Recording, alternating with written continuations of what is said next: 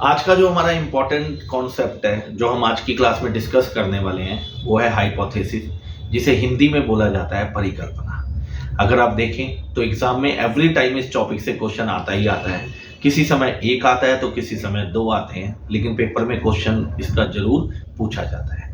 मैं नितिन गांधी आप सभी का बहुत बहुत स्वागत करता हूँ। तो जैसे हम बात ही कर रहे थे, आज हम डिस्कशन करने वाले हैं हाइपोथेसिस के ऊपर, जिसे हिंदी में कहते हैं परिकल्पना। ये होता क्या है? देखिए, जैसे हम बात ही कर रहे हैं परिकल्पना, किसी भी चीज की पहले से कल्पना करना कि ये ऐसा हो सकता है। हो सकता है का क्या मतलब होता है? हो भी सकता है और नहीं भी हो सकता। तो जब भी हम किसी एक सिचुएशन को लेकर अपना कोई आइडिया बनाते हैं जो हमें नहीं पता कि सही है या गलत है, जो हमें आने वाले समय में पता लगेगा कि सही है या गलत है, इसी को हम लोग क्या बोलते हैं? परिकल्पना।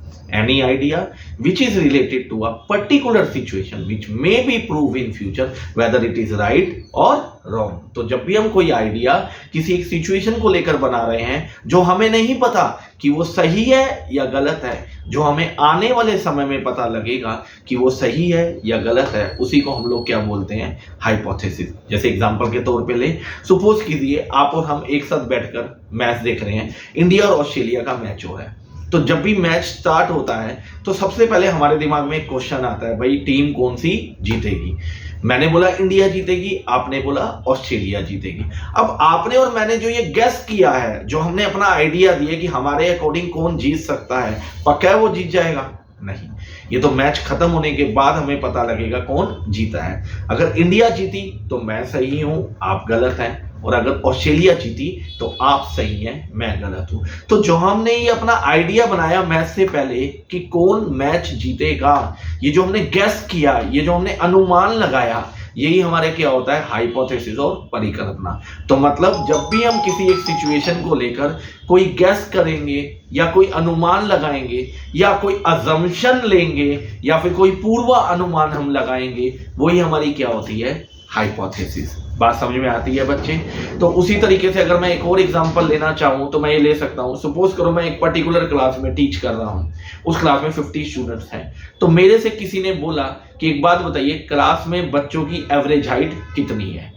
अब मुझे तो नहीं पता कितनी है, क्योंकि मैंने ऑलरेडी जो है उसको चेक नहीं किया हुआ है। तो मैं कहीं ना कहीं अपना एक आइडिया ही बनाऊंगा कि क्लास में बॉयज भी हैं और गर्ल्स भी हैं।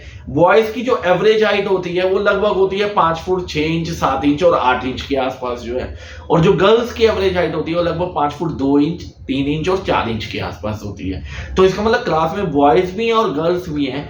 तो मेरे अकॉर्डिंग हो सकता है कि क्लास में बच्चों की जो एवरेज हाइट हो वो 5 फुट 5 इंच के आसपास हो। अब ये सही है या गलत है, ये हमें कैसे पता लगेगा? मैं क्लास में जाऊंगा, एक एक बच्चे की हाइट को रिकॉर्ड करूंगा, फिर मैं उसके ऊपर एवरेज निकालूंगा, तब मुझे पता लगेगा कि मैं सही हूं या गलत हूं। अगर बच्चों की एवरेज हाइट 5 फुट 5 इंच निकल कर आई तो इसका मतलब जो मैंने अनुमान लगाया था या जो मैंने अपना आइडिया बनाया था कि इस क्लास की एवरेज हाइट 5 फुट 5 इंच है, तो वो क्या हो जाएगा? सही हो जाएगा। बट अगर ये 5 फुट 5 इंच ना आकर कुछ और आता है तो इसका मतलब मेरा अनुमान कैसा है? गलत है। तो उसी तरीके से जब भी हम किसी एक सिचुएशन को लेकर अपना कोई भी एक आइडिया बनाएंगे जो हमें नहीं पता होगा हम सही है गलत है, उसे हम लोग क्या बोलते हैं? हाइपोथेसिस। तो हम कह सकते हैं ना, कोई भी हम गेस करेंगे, कोई भी हम अजम्पशन लेंगे या कोई भी हम अनुमान लगाएंगे, कोई भी हम पूर्वानुमान लगाएंगे, ये हमारी क्या होती है? हाइपोथेसिस और परिकल्पना। बच्चे एक चीज हमेशा याद रखना,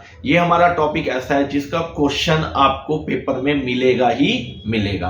तो अगर आपको अच्छा लगा हो तो वीडियो को लाइक कीजिए, और अगर आप और कॉन्सेप्ट देखना चाहते हैं तो आप चैनल को सब्सक्राइब कीजिए। डेली बेसिस पे हमारी कोशिश है कोई ना कोई एक कॉन्सेप्ट आपके लिए हम लोग लेकर आए जो पेपर में रेगुलर बेसिस पे पूछा जा रहा है। ठीक है मेरा बच्चा? Okay, bye bye, take care, enjoy.